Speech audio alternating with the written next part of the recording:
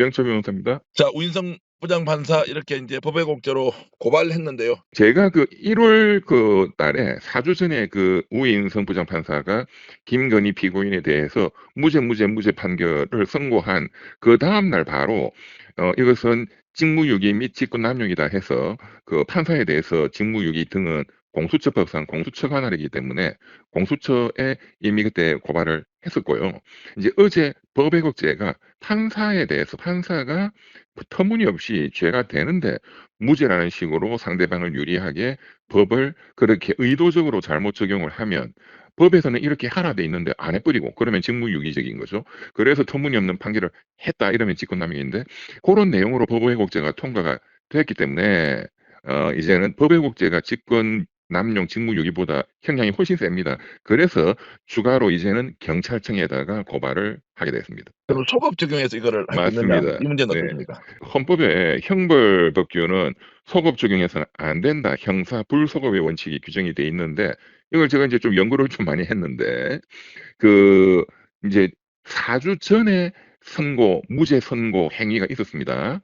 그런데 인제 제가 4주 전에도 고발했던 주요 사유는 형사소송법에 판사가 어 "공소장 변경을 요구하여야 한다." 이렇게 돼 있는데 이진관 재판장 같은 경우에는 그 내란 방조로 공소를 하니 기소하니까 "내란 주요 임무 종사죄로 공소장 변경하시오." 이렇게 해서 처벌을 했죠. 그 한덕수 23 년. 맞습니다. 근데 우인성도 그렇게 해서 죄가 있는 사람은 처벌을 해야 되는데 그런 공소장 변경 요구를 전혀 하지 아니하고 김건희에 대해서 도이치모터스 주가 조작 이런 거에 대해서 공소장 변경하라는 요구도 해야만 된다. 이렇게 법에 돼 있음에도 불구하고 안 해 버리고 특검이 그런 거를 공소장 변경을 안 했다는 이유로 그렇기 때문에 그냥 바로 무죄다. 이렇게 선고를 했으니 법은 하여야 한다 돼 있는데 안 했다. 이거는 직무유기죄죠. 이제 그것을 그렇게 인제 직무유기로 지난달에 고소했는데 같은 내용이 법 왜곡죄에 들어가 있고 그러면 부작위를 한 직무유기와 같이 부작위한 경우에는 부작위 상태가 현재도 계속되는 한 범죄가 종료되지 않고 계속되고 있는 겁니다, 우리 네. 판례상. 네네. 그러면 현재도 범죄가 지속되고 있는 거예요. 그렇기 때문에 범죄가 계속되고 있는 그동안에 새로운 법이 만들어졌다. 이런 경우에는 그 새로운 신법에 따라서 처벌이 가능하다. 이것은 옛날로 돌아가서 종결된 범죄에 돌아가서 소급하는 것이 아니고 현재도 범죄가 지속되고 있는 계속범이기 때문에 인제 새로운 법 적용이 된다는 게 통설 판례다. 그래서 법외국죄로 고발이 가능한 겁니다. 현재도 계속되고 있는 범죄를 계속범이라 하거든요. 네네. 그 예를 들면은 퇴급 불응죄 나가라 했는데 안 나가고 계속 불응하고 있으면 그게 종결되는 게 아니라 범죄 상태가 계속 유지되고 있는 거거든요. 이미 종결되어 버렸으면은 소급 금지 원칙이 적용이 되는데 현재도 계속되고 있는 그런 특별한 범죄인 경우는 종결이 안 됐기 때문에 소급이다 이 문제가 발생하지 않는다. 그 대표적인 그 범죄의 유형이 요 부작위범 즉 예. 직무유기죄. 직무를 안 하고 있는 게 현재도 계속되고 있다 이거죠. 네네. 퇴거를 안 하고 있는 게 현재 계속되고 있다. 퇴거 불응죄 이런 요런 특별한 범죄인 경우에는 이미 종결된 것이 아니라 현재도 범죄가 지속되고 계속되고 있으니 현재의 범죄에 대해서 현재의 법을 적용하는 것이다. 따라서 소급 입법 이런 소급 적용 이런 문제가 발생하지 않는다. 아주 특별한 범죄죠. 그 부작위범인 경우에요. 네. 직무유기죄.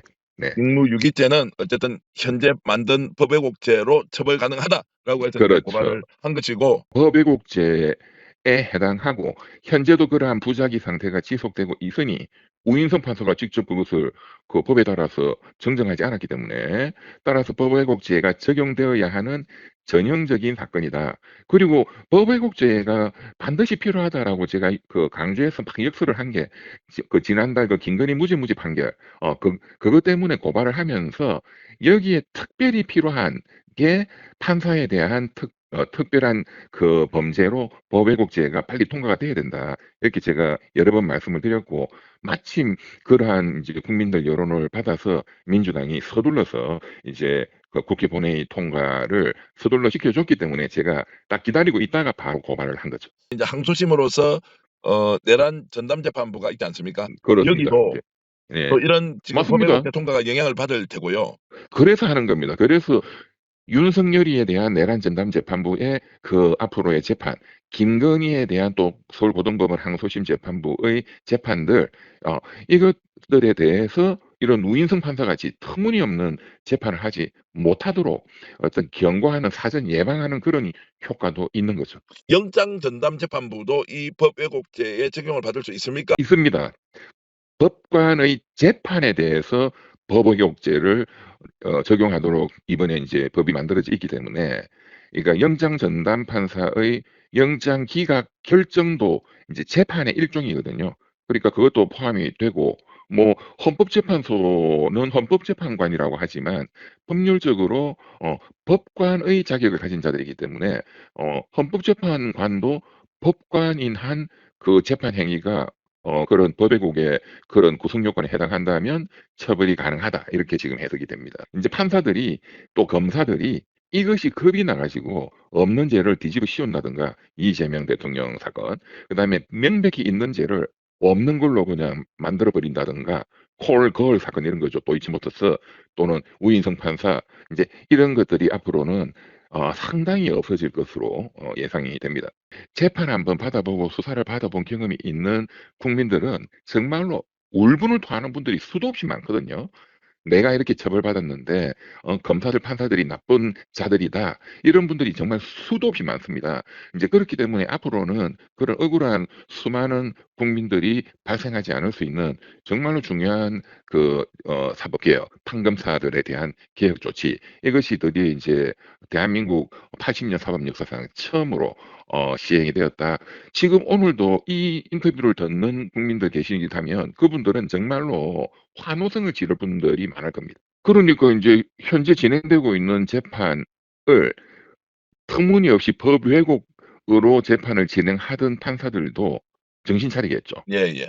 예. 앞으로 지금 중단되어 있는 이재명 대통령에 대한 형사재판 5개, 그것이 인제 나중에 인제 재개가 된다면 그 담당 판사들은 정신 차리겠죠. 어 제대로 재판을 하겠죠. 그리고 지금 박영재 법원행정처장 네네네. 돌연 사표를 냈다라는 게 보도에 맞습니다. 나오고 있습니다. 전국 법원장 회의까지 열어서 "심각한 유감을 표한다." 이렇게 굉장히 강력한 어투로, 표현으로 이번 사법개혁 3 법을 저지에 나섰지만 바로 통과시켜 버리니까, 법 왜곡죄부터.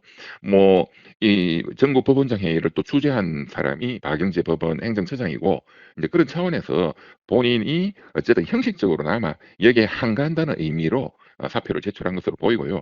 아마 조희대 대법원장이 수리하지 않을 가능성이 높다고 봅니다. 삼척 동자도 다 알만한 내용을 그냥 아예 눈 뜨고 보지 마 그렇죠. 하는 거하고 똑같은 방식으로 유죄 파기환송 했던 게 이게 사법부 개혁의 출발이었습니다. 맞습니다. 그런데 이 내용에 대해서 한마디 말을 하지 않고 독립성에 대한 침해다라는 것을 어떤 국민이 용납할 것이냐. 작년 그 5월 1일 날 유죄 파기환송이라는 그 행위가 조희대 그리고 주심 그 박영재 대법관 등이 사실 현재로 하면 법왜곡죄라는 범죄를 저지른 것이고, 그러한 대법원의 파기환송 판결, 어 그 재판에 대해서 그것이 만약에 확정이 돼 버렸다면 그런 데 대해서 그것은 헌법상의 기본권을 침해하는 것이니 그 재판에 대한 헌법 소원을 받겠다라고 헌법재판소로 인제 재판 소원을 낼 수가 있게 되는 거죠. 그래서 사실 그 사건 때문에 지금 법 왜곡죄다, 재판에 대한 헌법 소원이다라는 현재 인제 사법개혁의 시동이 걸렸던 것이고, 그 인제 제도적인 그 결실이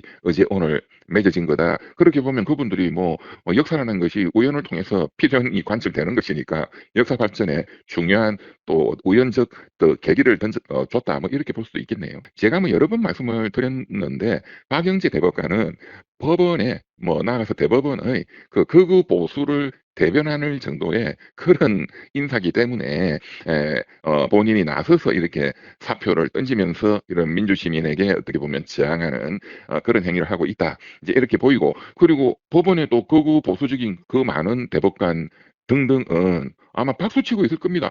'이렇게라도 싸워야지. 우리가 그냥 물러서서는 안 된다.' 이렇게 보고 있을 테고, 조희대 대법원장은 최근에 보십시오. 인제 국민들의 그런 민주주의 여론에 또 맞지 않게 그 요 전직 법원행정처장이었던 머리 하얀 천배엽 전 법원행정처장을 중앙선관위원장으로 또 임명했어요. 놀라겠더라고요. 그죠? 네. 이상하더라고요. 네네. 정말로 고의적으로 그리고 악의적으로 이제 이 민주정부가 출범했음에도 불구하고 이런 정치적인 민주 정권에 대해서 사법 독재가 저항하고 있다. 제가 그렇게 몇 번 그 규정을 했는데 여전히 그러한 행태를 명백히 보이고 있네요. 그런데 판사가 한번 경찰에 소환당해서 조사받고 언론에 보도가 되고 또 경찰이 이것은 이번에 신설된 형법 123 조의 이 법 왜곡죄에 해당한다 해서 기소 의견으로 검찰로 송치하는 그 결과가 그리고 검찰에서도 또 인제 조만간 공소청에서도 즉각 기소하고 같은 판사가 법 왜곡죄로 처벌한다라는 판결이 나고 그게 조의대 대법원에 올라가고 이제 이런 사태들이 진행이 되면 아마도 판사들이 또 조희대, 박영재 대법관 등등의 극우적인 판사들도 어쩔 수 없이 어떤 반성을 할 수밖에 없을 것이다. 그러한 그 이 사건들이 축적이 됨으로써 판검사들이 민주적으로 정신을 차릴 겁니다. 그래서 굉장히 역사적인 법이 통과가 됐고 그 제1 호로 역사적인 인제 판사에 대한 징벌이 시작이 되었다. 우인성. 그래서 제가 인제 빨리 고발을 한 것이죠. 법 왜곡죄가 국회를 통과했고 아시다시피 인제 정부로 가게 되고 정부에서 국무회의에서 인제 즉각 통과를 시키고 바로 인제 대통령이 공포를 하면 "공포 즉시 효력을 발생한다." 이렇게 지금 돼 있거든요.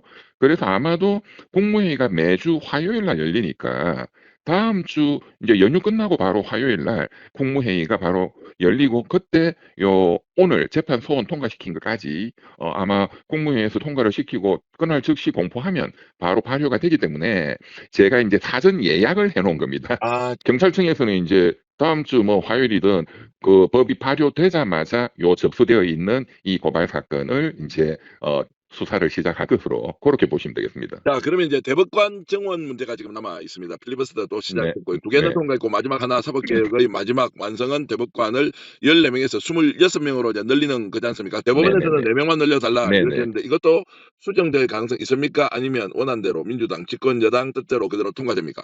이것은 수정하면은 아무것도 아닌 게 돼 버리기 때문에 이건 그냥 원안대로 14 명에서 26 명으로 정원하는 걸로 그렇게 해야 되겠죠. 자, 그러면 대법관 정원도 이제 26 명으로 되면 이게 인제 어떤 일이 인제 상황이 벌어집니까? 이걸 좀 설명해 주시겠습니까?